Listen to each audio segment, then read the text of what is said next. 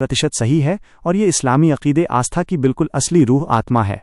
आपने पिछली बात को एक नए और अत्यंत महत्वपूर्ण नजरिए से जोड़ दिया है। जिस तरह डर, तलवार, बंदूक या एटम बम से दिल में ईमान नहीं डाला जा सकता, बिल्कुल उसी तरह लालच, दुनियावी धन दौलत या ख्वाहिश, किसी लड़के या लड़की की मोहब्बत और शादी के जरिए भी सच्चा ईमान पैदा नहीं किया जा सकता।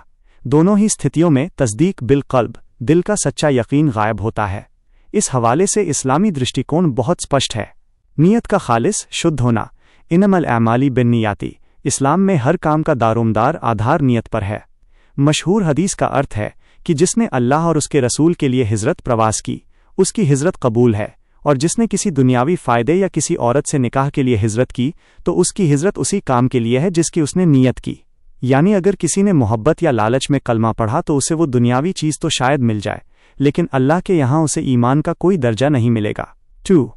ज़ाहिरी बाहरी इस्लाम बनाम सच्चा ईमान। शरीयत का एक उसूल है कि दुनियावी मामलों का फैसला ज़ाहिर बाहरी रूप पर किया जाता है।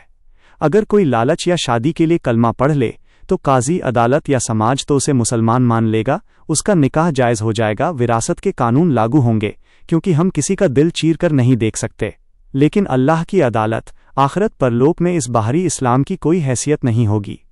जब तक दिल ने इस्लाम को हक सत्य जानकर कबूल नहीं किया, अल्लाह के नज़दीक ऐसा व्यक्ति मोमिन नहीं, बल्कि उसका ये काम निफाक, कपट, पाखंड की श्रेणी में आता है।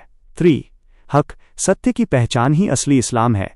ईमान का मतलब ही शांति पाना और सच्चाई को स्वीकार करना है।